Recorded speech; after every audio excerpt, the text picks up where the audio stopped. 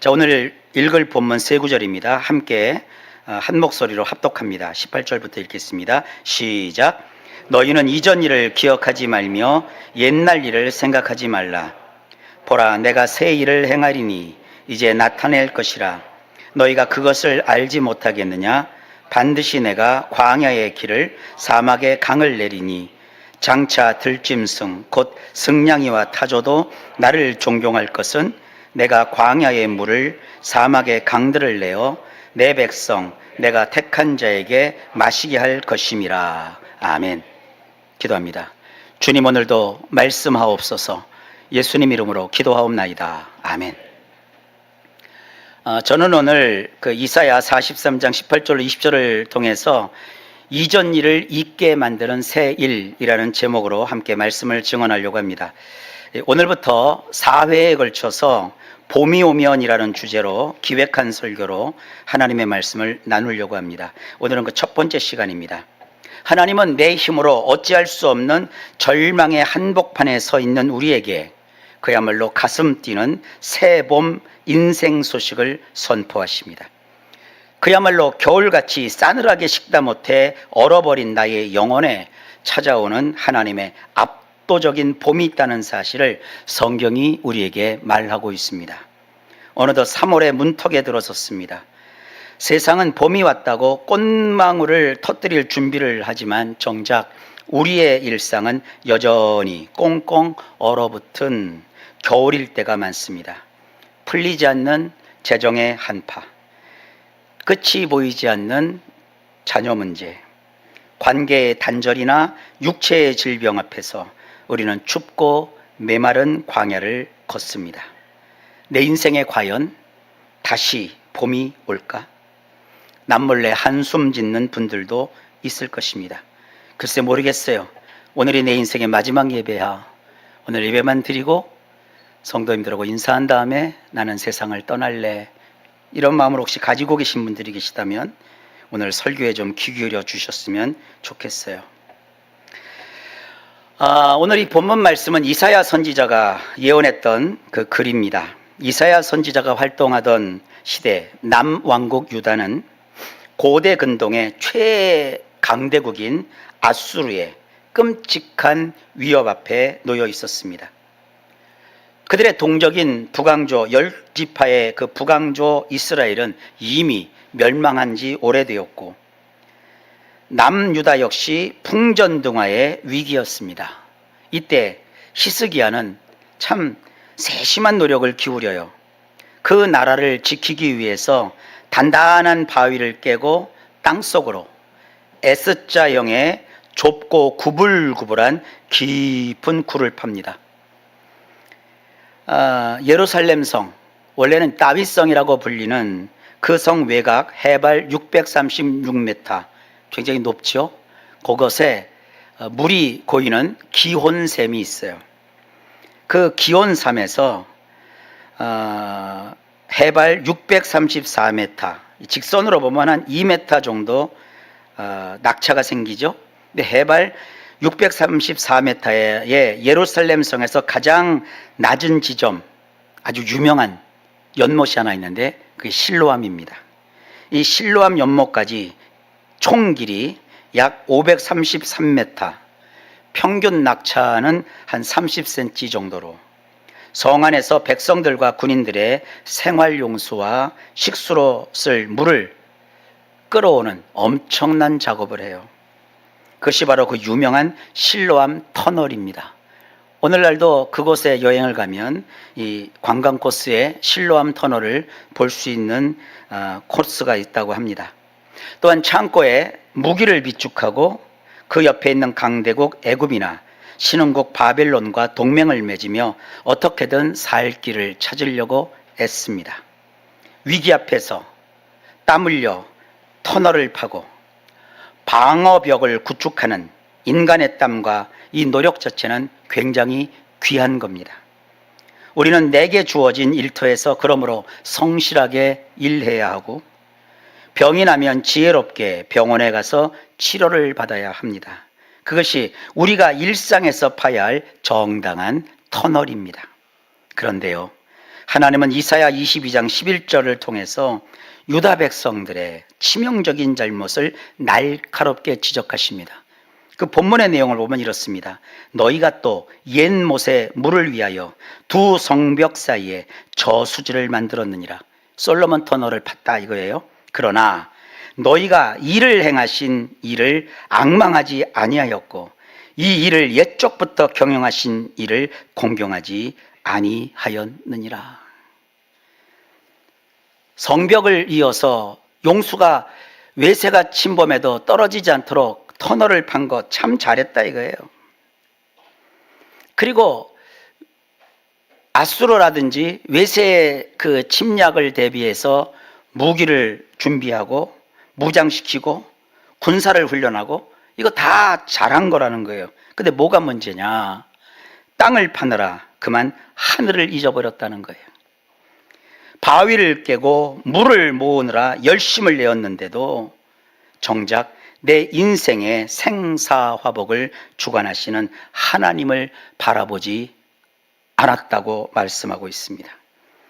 겉으로는 성전 마당을 밟으며 제사는 드렸지만 제사를 드리는 그들 마음속에는 항상 내 통장 잔고만 넉넉하다면, 내 인맥만 튼튼하다면 나의 인생에서 겨울을 얼마든지 막아낼 수 있어. 이렇게 생각하는 거야. 똑같은 거예요.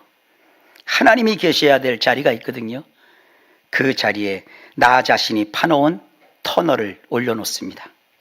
이것이 바로 하나님을 배제한 거짓된 평안이고 불신앙이고 겉만 화려하고 속은 바짝바짝 타들어 말라가는 영적인 사막 상태인 겁니다. 확실히 짚고 넘어가셔야 됩니다. 여러분, 저와 여러분은 인간에 불과해요. 인간이라는 게 뭡니까? 죄성 가득한 그러한 죄인이라는 거예요. 우리 중 어떤 사람이 아무리 신령한 능력을 소유했다고 해도 인간 그 이상을 초월할 수가 없어요. 인간은 인간인 거예요. 옛 그 문헌에 보면 서경덕이라고 하는 도인이 있었어요. 그분은 이런 얘기를 글에다가 표현을 해요. 사람들은 오해를 한다. 내가 뭔가 신기한 일을 하니까 내가 주문만 외우면 구름이 막 몰려오고 없던 비가 막 내리고 막 기적이 일어날 줄 아는데 그게 아니다. 자기는 세상의 이치를 남들보다 조금 더 빨리 파악하고 또 그것에 대처하는 것뿐이지 인간이 무슨 그러한 대단한 능력이 있는 줄 아느냐. 그냥 소위 말하는 신선 그런 게 없는 거예요. 돌을 닦아서 뭐 대단한 능력. 우리 유튜브에서도 보잖아요. 어떤 어디 무술을 막 고수들이 막 보면 멋있는데 그 한 격투기 선수가 그 사람들을 그냥 다 깨버리잖아요. 한 방에. 운동을 해서 체격을 갖추고 기술을 연마해서 무술을 해가지고 제대로 된 정신으로 이렇게 해야지 폼만 멋있게 낸다고 해서 그게 무술이 아니라는 거예요. 똑같아요. 인간은요, 아무리 노력한다고 해서 신의 경지가 되는 게 아니에요. 인간은 인간이에요. 우리 인간 아무도 신령한 존재가 될 수 없고요. 땅에서 발 딛고 사는 우리가 붕붕 떠서 다닐 수가 없는 거예요. 비록 구원받고 성령이 그 안에 내주하시고 성령 충만함을 느끼고 하나님이 나를 통해 하나님의 일을 하시지만 내가 지금 거하고 있는 나의 이 육체라고 하는 장막집, 이 인생의 도구는 여전히 불완전한 상태 그대로입니다. 그래서 인생을 사는 동안에 그야말로 쓴맛을 그대로 느끼는 겁니다. 또한 내가 사는 모든 환경을 보십시오. 죄악과 마귀의 유혹으로 이미 오염된 곳입니다. 근데 자꾸 우리 그 크리스찬들이 일부 지도자들에 의해서 조금 뭐라고 할까요? 좀 정도에서 지나쳐요. 우리가 세상을 변화시킬 수 있다는 거예요. 천만의 말씀. 세상 안 바뀝니다. 쉽게 안 바뀌는 게 세상이에요. 교육학을 연구해 봐도요. 교육은 백년지 대계라고 했어요. 100년 동안의 그 미래를 바라면서 교육 정책을 짜고 그렇게 실행해도 사람을 하나 두 개 가르칠까 말까 하는 것이 인간 개조 작업이에요. 근데 우리가 모여갖고 뭐 어디 모여서 와 하고 뭐 기도 몇 마디 하고 와 하고 구령 몇 마디 했다고 세상이 확 뒤집힌다. 전혀 그렇지 않습니다. 그건 착각이에요. 하나님은 세상을 그렇게 만들지 않았습니다. 성경을 가만히 기억해 보십시오. 창세기 8장 22절에 아예 최초의 인간 역사가 시작될 때 주님이 그렇게 말씀하셨거든요. 땅이 있을 동안에는 심음과 거둠과 추위와 더위와 여름과 겨울과 낮과 밤이 쉬지 아니하리라. 이게 무슨 뜻이에요? 인간으로서 살아가는 동안에는요, 낮은 낮이고 밤은 밤이에요. 밤에 자고 낮에 일하는 것이고요, 추운 겨울을 대비해야 되는 것이고요, 무더운 여름을 잘 넘겨야 되는 것이고요, 그리고 심고 거두기도 하는 이 모든 이치가 모든 인간에게 적용이 된다는 거예요. 그런 상황에서 하나님은 우리에게 뭘 요구하시느냐? 성도는 믿음으로 산다. 믿음을 요구하신다고요. 믿음이 뭡니까? 보이지 않는 것을 보는 게 믿음이에요. 바랄 수 없는 것을 바라는 게 믿음이에요. 허황된 꿈을 꾸는 게 아닙니다. 현재는 보이지 않는 좋은 미래를 내다보면서 주여 그곳에 이르도록 나를 도와 주옵소서. 가다가 보면 넘어지고 쓰러져요. 저는 스포츠를 볼 때마다 막 감격하는데 우리나라 그 쇼트트랙 이름, 한번 보세요. 막판에 그걸 막 인사이드로 들어가서 추월한 다음에 그걸 놓치지 않고 자기 자리를 지키면서 승리를 거머쥐는 이런, 대한민국의 그 스포츠 정말 영웅들 아닙니까? 우리 인생은 그거예요. 기도해서 하나님 1등하게 해주세요. 출전한 모든 자들은 다 꼬꾸라지게 하시고 나만 여유자적하게 1등하게 해주세요. 그게 아니에요. 경쟁사회는 경쟁이에요.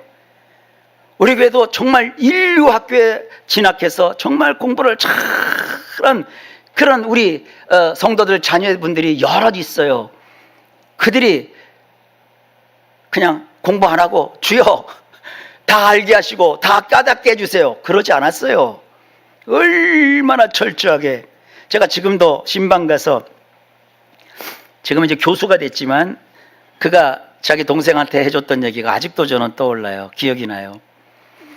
그 두 형제가 공부를 참 잘했어요. 그 형은 뭐 타의 추종을 불허할 정도로 공부를 잘했어요. 근데 이 둘째도 공부를 진짜 잘했어요. 이 하루는 공부를 잘하니까 되게 기분이 좋았나 봐요. 근데 형이 볼 때는 우쭐한 것으로 보였나 봐요. 근데 그 친구가 이렇게 얘기를 하더래요. 동생한테, 동생아, 네가 속한 그룹에서 최고라고 우쭐대고 있는 것 같은데 세상은 넓어. 네가 뛰어넘을 수 없는 수많은 사람이 엄청나게 많은 게 세상이야. 너는 끝까지, 성경에 있는 거죠, 겸손해야 돼.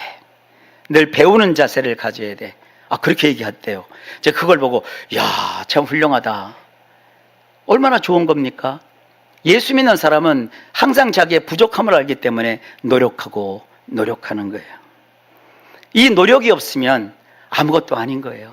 그래서 성경에는 노력이 얼마나 중요한지를 가르치고 있잖아요. 심은 대로 거둔다 그랬어요. 그리고 숱한 이익을 보려고 하면 이 강물에다가 네가 가지고 있는 소중한 떡덩어리를 던지라고 그랬어요. 내 떡덩어리를 움켜잡고 있으면 아무것도 일어나질 않아요. 비록 손해가 발생한다 할지라도 흐른 강에다가 그 떡을 던질 줄 아는 용기가 필요하고 지혜가 필요하고 아무 때나 던지는 게 아니죠. 던져야 될 적시가 있지요. 내가 떡을 던지면 그 떡을 받아먹을 그 생물체가 활동하는 그 시절이 있죠. 그때 적시에 맞춰서 던져야 때가 되면 것이 다시 돌아오잖아요. 연어처럼. 인생이 그런 거거든요. 그러니까 여러분 자녀에게 늘 하나님 내 자녀에게 지혜를 주시고 동시에 겸손함을 가지게 하시고 자기가 맡은 일에 있어서 최선을 다할 수 있는 그러한 결단의 마음을 주시고 꾸준함을 주시고 하다 보면 막히고 무너질 때가 있거든요. 경쟁자를 만나서 무참하게 깨질 때가 있거든요. 그래서 포기하고 싶을 때가 있거든요. 그러나 주님 내 자녀에게 자기 인생을 포기할 줄 모르는 그러한 역량도 주시고 그럴 때마다 창조주 하나님을 의지할 수 있는, 하나님을 경외하는 마음을 주옵소서. 이 부모가 해야 될 기도예요.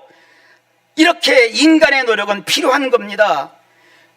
믿음으로 사는 자 곁에서 하나님은 돕는 손길이 되어서 활동하십니다. 믿음으로 안 사는 사람에게는 하나님이 도와주고 싶으셔도 이 항아리 뚜껑이 열려 있어야 빗물이라도 차지, 꽉 닫아놓고 아무것도 안 하고 다 하나님께 탓만 하고 있고 사람들 탓만 하고 있으면 무슨 일이 벌어지겠습니까?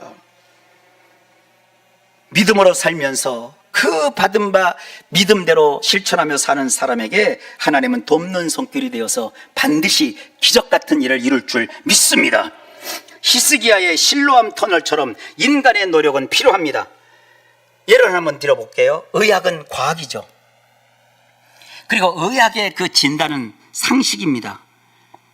그런데 그 배후에 그보다 훨씬 초월한 하나님의 뜻이 있습니다. 그 하나님의 뜻이 역사하실 때 과학과 의학의 상식의 선을 뛰어넘는 일이 발생합니다.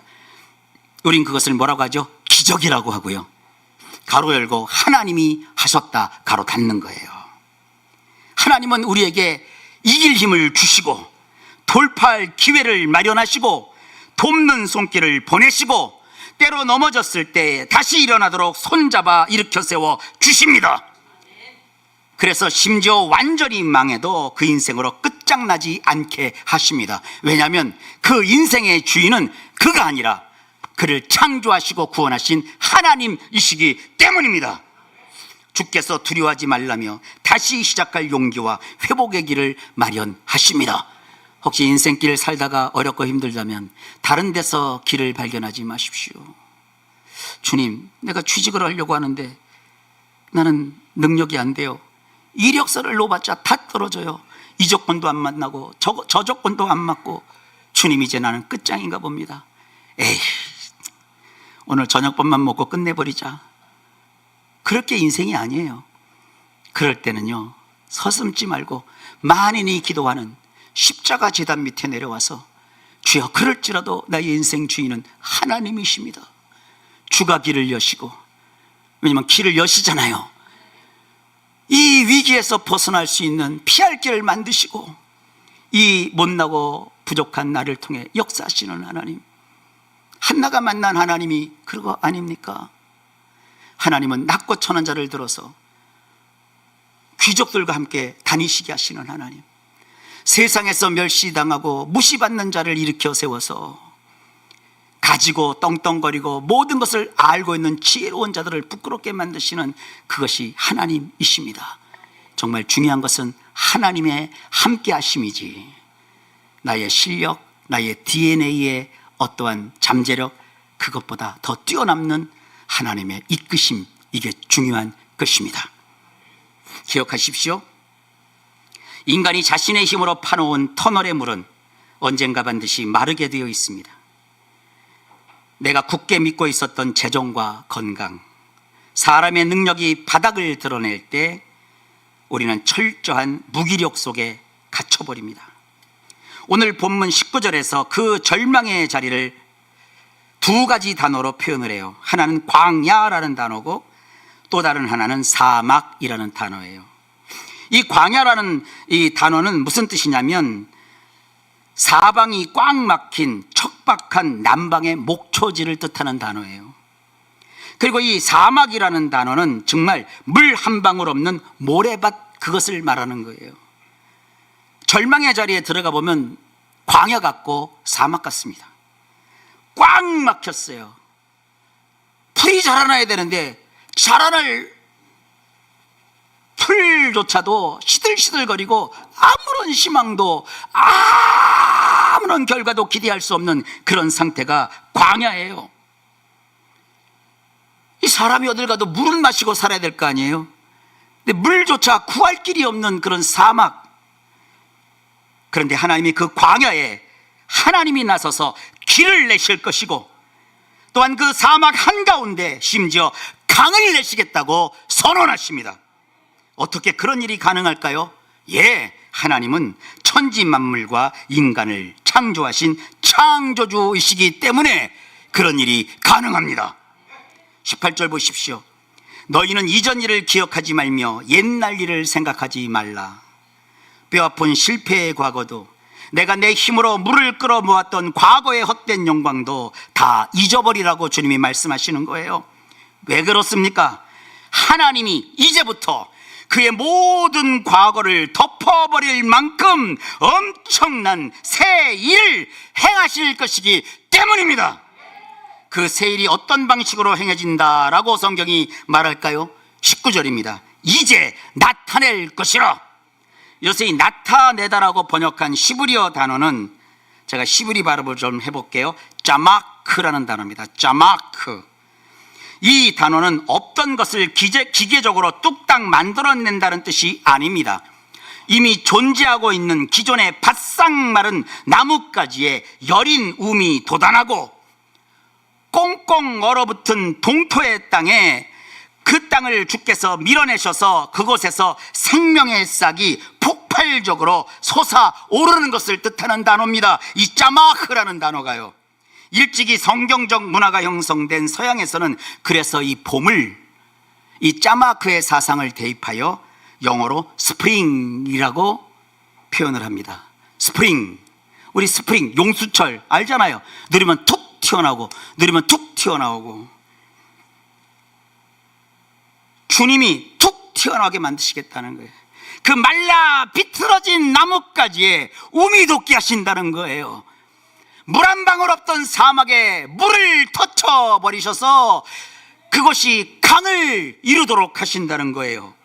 내가 억지로 바위를 깨서 찔끔찔끔 끌어온 사람의 물이 아니라 하나님, 창조주 하나님이 친히 메마른 사막 한가운데를 뚫고 터뜨리시는 생명의 물, 곧 생수, 그 생수가 나오도록 하시겠다는 거예요. 하나님은 19절에서 너희가 그것을 알지 못하겠느냐? 라고 말씀하시면서 이 놀라운 생명의 역사를 우리가 피부로 생생하게 알아차리기를 원하신다고 말씀하십니다. 여러분, 예수 믿으면 이런 일이 진짜 일어나요? 아니 설마 그렇게 하지 말라고요. 하나님이 그러시는 겁니다. 이제 그것을 알지 못하겠느냐? 너 알고 있잖아. 적어도 교회에서 한두 번 간증으로라도 한번 들어봤잖아. 죽어야 될 자가 살아났고 망한 자가 다시 일어났고 안 되던 자가 된 거 너 봤잖아. 아직도 모르겠느냐? 지금 주님이 그렇게 말씀하고 계시는 거예요. 근데 상황이 오려면 그게 안 보여요. 그게 안 느껴져요. 전에 그런 걸 경험해서도 지금 넘어오려면 그걸 새까맣게 잊어버려요. 그래서 우리가 인간인 거예요. 이 놀라운 생명의 역사를 우리가 피부로 생생하게 알아차리기를 주님이 원하십니다. 이것은 먼 훗날 죽어서 천국에 가면 일어날 일이 아닙니다. 바로 이제 나타날 것이라고 합니다. 이 이제라는 단어를 히브리 말로 하면 아타라고 합니다. 아타.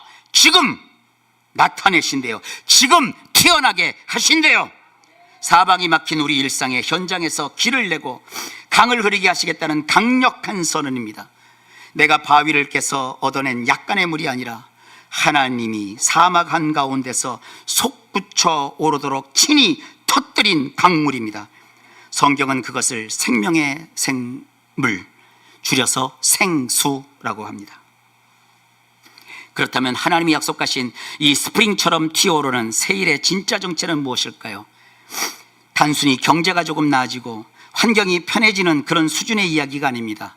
에스겔과 예레미야 선지자를 보면 이 새일의 본질을 정확하게 알 수 있습니다. 에스겔 36장 26절에 기록하기를 새 영을 너희 속에 두고 새 마음을 너희에게 주되.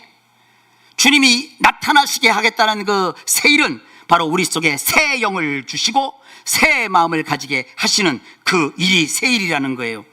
예레미야 31장 31절에 보면 내가 이스라엘 집과 유대 집에 새 언약을 맺으리라. 그동안 너희들이 가졌던 그 구약, 옛 언약이 아니라 이제는 새로운 언약, 신약, 그것을 너희와 맺으리라 약속을 하셨어요. 근데 그 약속이 진짜 책으로 묶여갖고 우리 손에 들려 있잖아요. 우리는 옛날 약속을 구약, 새로운 약속을 신약이라고 하죠. 한동안 이상한 기독교 단체가 있었어요. 이단 가까운. 그들은 구약은 지나갔으니 필요 없고 신약만 필요하다. 그럼 바보예요. 구약을 알아야 신약의 맛이 살아나고, 구약이 있어야 신약 본문이 이해가 되고, 신약이 있어야 구약이 해석이 되는 거예요. 옛 언약이 오래됐고 낡아서 없애버리는 게 아니라 그 언약의 털을 잡아서 이것이 마른 나뭇가지처럼 털을 잡고 그 위에 신약이, 새 일이, 새 음이, 새 마음이, 새 영이, 새 언약이 튀어나온다는 거예요. 하나님이 행하시는 진짜 새 일은 그러므로 바깥의 환경을 바꿔 서는 것을 넘어서 돌처럼 굳어버린 우리의 내면과 영혼을 완전히 뜯어서 고쳐 살려내는 근본적인 재창조 사건입니다. 이 장엄한 구약의 약속은 마침내 신약의 예수 그리스도를 통해서 눈부시게 완성되었습니다. 하나님께서 사막에 내시겠다고 약속하신 그 광야의 물은 바로 우리를 위해 친히 마실 생수가 되어주신 예수님 자신이십니다. 요한복음 7장 37절로 38절에 이르시기를, 예수님은 모든 인류를 향해서 외치십니다. 누구든지 목마르거든 내게로 와서 마시라. 나를 믿는 자는 성경의 이름과 같이 그 배에서 생수의 강이 흘러나오리라. 얼마나 기가 막힌 선언입니까? 예수님을 구주로 믿는 자의 깊은 내면, 곧 지면 속에서 메마른 일상을 넉넉히 적시고도 남을 생수의 강이 폭발적으로 터져 나온다는 뜻입니다. 이것이 바로 우리 삶에서 튀어오르는 새일, 돋는 짜마크, 그 일입니다. 기억하십시오. 예수님을 믿으면 우리 속에서 생수의 강이 터져 올라옵니다. 우리의 뱃속에서, 다른 사람의 뱃속이 아니라 바로 나의 뱃속에서 생수의 강이 흘러나온대요. 우울증으로, 자괴감으로, 상처로, 입은 내상으로 다 말라 비틀어진 사막과 같고, 물 한 방울 없는 내 이 심령 속에서, 내 심장 속에서 이 생수의 강이 넘쳐나게 하신대요. 누가? 예수님이. 그래서 예수님이 계신 곳에는 다시 살아나는 거예요. 여러분, 혹시 지금 처한 것은 절망이고 죽음에 대한 두려움이 있다 할지라도 붙잡아야 될 것은 생수의 강으로 우리에게 함께 하시는 예수 그리스도, 그분이십니다. 오늘 본문 20절을 보면 이렇게 말하죠. 장차 들짐승 곧 승냥이와 타조도 하나님을 존경하게 될 것이라. 가장 메마른 곳에서 버림받았듯 살아가는 야생 짐승들조차 하나님이 사막에 내신 물을 마시고 기뻐 뛰며 찬양합니다. 하물며 십자가 피로 구원받고 그 배에서 생수의 강이 터져 나오는 하나님의 자녀인 우리는 어떠해야 하겠습니까? 승냥이와 타조가 계획을 세워서 사막에다가 수로를 만들고 물을 모아서 거기다가 편말을 붙이고, 여기에 수질은 수질 검사를 했는데 마셔도 좋은 물이다, 팻말을 붙이나요? 하나님이 다 계획하시고 하나님이 물이 거기 흘러 넘치게 하시니까 그들은 와서 그 물을 마시고 기뻐하고 즐거워하는 거예요. 우리가 구원받기 위해서, 우리가 생수의 강물이 터져 올리기 위해서 힘쓰고 했을 건 아무것도 없어요. 누구든지 목마르거든 내게로 와서 마시라. 주님, 내가 목마릅니다. 내 삶이 마른 사막 같습니다. 주님, 그 마른 사막에 강물을 흐르게 하시사 승냥이와 타조도 와서 하나님을 존경하는 것처럼 나의 인생도 그렇게 되기를 원합니다. 사랑하는 성도 여러분, 살다 보면 내 힘으로 팠던 터널의 물이 마를 때가 옵니다. 통장 잔고가 바닥이 날 때도 있고요, 믿었던 사람에게 상처를 받을 때도 있고요, 건강이 무너져 홀로 광야에 선 것 같을 때가 있습니다. 제가 확신을 가지고 담대히 말합니다. 절망하지 마십시오. 이전 일에 매여 두려워하지 마십시오. 그때가 바로 내 터널의 끝에서 하나님의 짜마흐, 새 돋음이 시작되는 순간입니다. 이번 한 주간 내 지혜와 내 주먹을 의지하며 헛된 고집을 부렸던 그 모든 모습을 내려놓고 온전히 십자가만 바라보십시오. 내 힘으로는 도저히 어쩔 수 없는 팍팍한 일생 한가운데서 창조주 하나님이 친히 생수의 강을 터뜨리시며 새봄을 튀어내실 것을 기대하십시오. 우리 배에서 흐르는 그 생명수를 마시며 다시 힘을 내어 믿음의 세계를 힘차게 걸어가는 우리 복된 성도님들 다 되시길 예수님의 이름으로 축원합니다. 기도합니다. 하나님 감사합니다. 우리 성도님들 광야 같고 사막 같은 인생 속에 주께서 길을 내시고 강물이 흘러넘치게 하신다고 하신 그 약속의 말씀을 믿습니다. 그걸 이루기 위해서 오신 예수님, 그 역사를 우리를 통해 이루셨으니 실감날 수 있도록 도와주옵소서. 예수님 이름으로 기도하옵나이다. 아멘.